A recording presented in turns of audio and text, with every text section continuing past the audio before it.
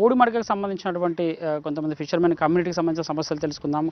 ఇక్కడ మనం చూసుకున్నట్లయితే ఉప్పు కళాలకు సంబంధించినటువంటి రైతులు కూడా ఉన్నారు. సో ఇంతకుముందు ప్రభుత్వం ఏంటంటే ఇప్పుడు ఉన్న ధర కంటే కూడా రెట్టింపు ధర ఇస్తామని చెప్పేసి వాళ్ళకి హామీ ఇచ్చింది. బట్ హామీని మర్చిపోయింది. సో చాలామంది రైతులు ఇలా ఉప్పు సేకరించడం లేదా ఉప్పు ప్రొడక్షన్ కూడా ఆపేసినటువంటి పరిస్థితి కనబడుతుంది. కొంతమంది మనతో పాటు అలాంటి తెలుసు. ఎలాంటి 2014లో ఉప్పు వేసేటువంటి ఉప్పు తయారు చేసేటువంటి రైతులకు ఎలాంటి హామీ ఇచ్చిందండి? ఇచ్చిన హామీలు ఏమైనా పూర్తి చేసిందా? ఎట్లా ఉందండి? ఎలా ఉంది ధరలు కానీ ఎట్లా ఉంది? ప్రస్తుతం అయితే టీడీపీ ప్రభుత్వం నిజంగా చెప్పాలి అంటే చాలా దారుణమైన వ్యవస్థ, దళారీ వ్యవస్థకి ముఖ్యంగా ఒక ముఖ్య అనుచరు తత్వం ఇక్కడ నడుస్తుంది. ఎందుకంటే కేవలం వీళ్ళు కష్టంతో పండించి చేసి ఒక 75 కేజీలు 150 రూపాయలు మాత్రం ఇస్తున్నారు. అక్కడ 250 రూపాయలు సుమారు అమ్ముకుంటున్నారు. దళారీ వ్యవస్థకు పెట్టింది పేరు ఎవరంటే టీడీపీ ప్రభుత్వం అని చెప్పాలి. అంతేకాకుండా ఇక్కడ పక్కనే ఉన్న కంపెనీల వల్ల ఈ ఉప్పు పాడైపోయి పాపం వీళ్ళకి పండేది పండక ఎన్నో ఇబ్బందులు పడుతూ రైతు తన కష్టం కూడా చెప్పుకోలేక ఎన్నో వ్యవస్థలు పడుతూ ఈ గల్లీలు పండించడం వల్ల చాలా నష్టపోతున్నారు తప్ప ఎటువంటి ఆదాయం కూడా లేకుండా ఇబ్బందులు పడుతున్నారు. అంతేకాకుండా అలాగే ఈ పక్కనే ఉన్న సన్వీర కంపెనీ ఉంది.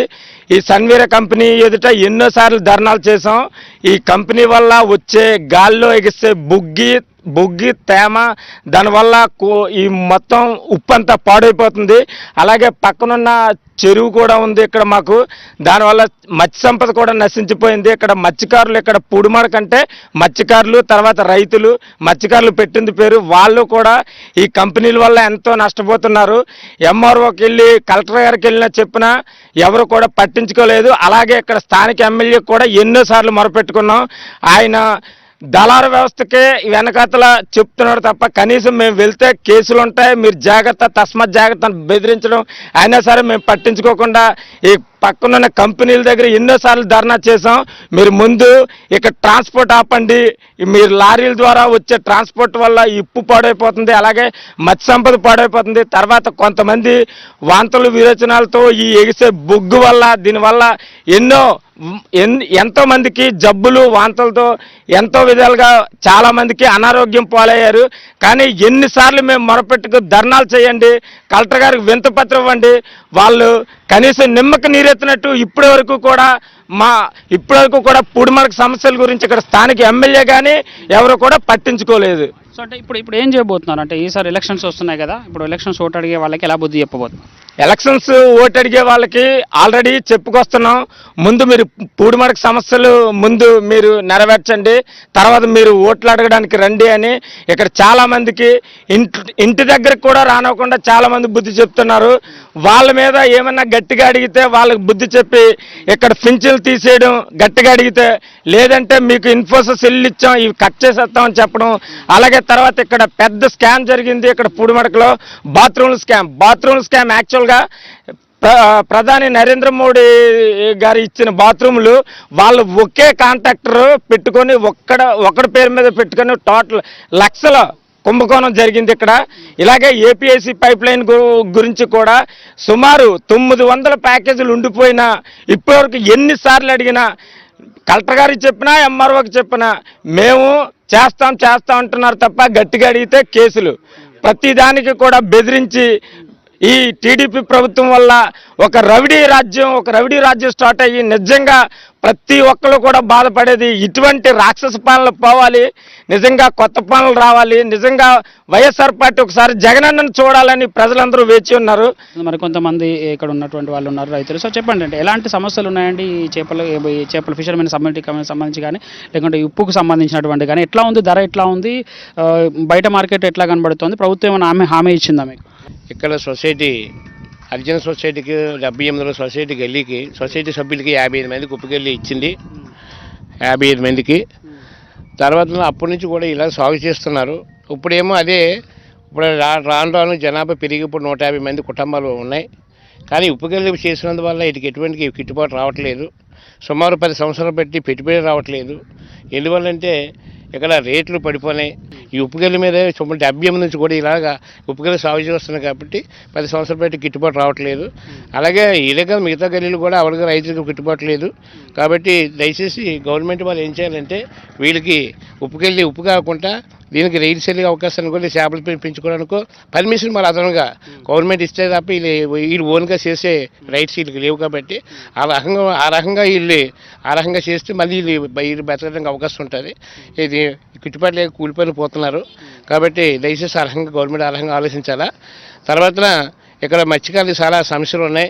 ఇక సుమారు ఈ పూజకాల మత్స్యకారులు 20,000 జనాభాలోనూ మరి ఇక్కడ ఎక్కువ శాతం మరి మత్స్య సంపద మీద చాలా ఇబ్బంది పడ్డారు. మత్స్య సంపద లేదు, కాలుష్యం ఎక్కువైపోయింది. ఇక్కడ కూడా వలసపోయే పరిస్థితి కనపడుతుంది కేవలం పరిశ్రమ వల్ల ఎంత. కనుక ఏపీఎస్ పైప్ లైన్ అన్నారు. ఆ ఏపీఎస్ పైప్ లైన్ విషయంలో కూడా మరి ఏమీ కూడా ఆ వేళ కరెక్ట్గా దగ్గర 2 years బ్యాక్ మేము ఒప్పందం చేసుకున్నాం. ఒప్పందంలో ఏమైందంటే ఉప్పుటే తవ్వడానికి, జట్టి కట్టడానికి, ఉప్పుటే ఒడ్డు నుంచి మళ్ళీ సిమెంట్ రోడ్డు వేయడానికి, ఐస్ ప్లాంట్ పెట్టడానికి ఎన్ని ప్లాన్ చేశారు.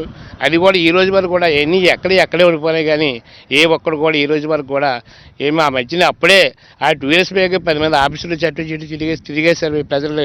అదే ఆ టీడీపీ పార్టీ వల్లే ఆ పేషెంట్ అందరికీ తిరిగి చేశారు తప్ప కానీ అది ఎప్పుడు కూడా ఇవాళకి స్టార్ట్ అవ్వలేదు. మరి ఏ మొఖంతో పూర్వమాకి వచ్చి ఓట్లు అడుక్కుంటారో మరి వాళ్ళకే మరి తెలియాలా. ఇప్పుడు తక్షణమే ఇక్కడ ఈ వెర్షన్లో జగన్మోహన్ రెడ్డి గారు కానీ ఇటు ఎమ్మెల్యేగా కన్నబాబు గారు కానీ వస్తే ఇక్కడున్న స్థానిక మత్స్యకారులు కానీ ఇక్కడ ఉన్న ఎస్సీ వాళ్ళు కానీ మిగతా ఉన్న సమస్యలు అన్నింటికి కూడా పరిష్కారం అవుతాయని చెప్పేసి కోరుకుంటూ మేము తెలియపరుస్తున్నామండి. గవర్నమెంట్ మీకు అంటే 2014లో టీడీపీ గవర్నమెంట్ ఎలక్ట్ అయింది కదండి. సో ఏం హామీలు ఇచ్చారు రైతులకి, సొసైటీకి కానీ? సో ఇప్పుడు ఎలక్షన్స్ వస్తున్నాయి కదా, ఏం చేయబోతున్నారు? మా సొసైటీకి రాజకీయంగా తెలుగుదేశం డిపార్ట్మెంట్ కానీ ఎవరు కానీ మాకు ఏ హామీ ఇవ్వలేదండి. మాకు అప్పుడు 78లో 55 మంది కుటుంబాలండి. 55 మంది కుటుంబాలండి. 55 మందికి 62 ఎకరాల 80 సెంట్లు లీజ్ ఇచ్చారండి గవర్నమెంట్.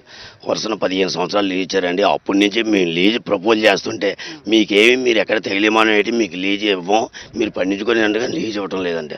ఆ లీజ్ ఇవ్వకపోవడానికి మాకు ఎటువంటి కార్పొరేషన్లో లోన్ ఇవ్వటం లేదండి. లోన్ ఇవ్వకపోతే డెవలప్మెంట్ చేసుకోలేమండి. మా అంత నిరుపేదలం అండి. సెంటు భూమి కూడా లేదండి. అంతా ఎస్సీ వాళ్ళం అండి. అప్పుడైతే 155 కుటుంబాలండి. ఇప్పుడు 155 కుటుంబాలు, ఇప్పుడు 150 కుటుంబాలండి. ఇది పోషకారం చాలలేదండి. మొన్న ఎంఆర్ఓ గారికి మేము కాగితం పెట్టామండి. మేము డబ్బులు చూస్తే చాలడం లేదు, ఉప్పు తీసుకుంటే పోషకారం సరిపోవట్లేదు, సగం భూమి వర్షాకాలం మేము చేపలు రొయ్యలు పెంచుకుంటాము, సగం ఉప్పు పండించుకుంటామని అడిగామండి. ఆర్డర్స్ ఇస్తామన్నారు. ఆ ఆర్డర్స్ కూడా ఇవ్వలేదండి. మాకు ఇంటి తప్పించి అసలు పిల్ల తల్లితోటి చచ్చిపోతాండి. రూపాయి ఆదాయం లేదండి. కూలి పనులు లేవండి. ఇంతకుముందు వ్యవసాయం ఉండేదండి. వ్యవసాయ కూలి పనులు వెళ్ళిపోయిందండి. ఇప్పుడు కంపెనీ వచ్చిన తర్వాత కూలి కూడా ఎవరు చెప్పడం లేదండి. నాన్న ఇబ్బంది పడుతున్నాం. దాని గురించి ఇప్పుడు గవర్నమెంట్ వారు ఏమన్నా సహకారం చేస్తే ఏదో బతకగలం కానీ లేదా బతకలేమని ఎవరు కూడా సెంటు భూమి లేదండి. సమస్యలు తీర్చడంతో పాటుగా ఇక్కడ మినిమం ప్యాకేజ్ ఏదైతే కంపెన్సేషన్ ఇస్తా అని చెప్పారో సో అవి ఇవ్వాలని చెప్పేసి ఇక్కడ ఉన్నటువంటి రైతులు కోరుకున్నటువంటి పరిస్థితి.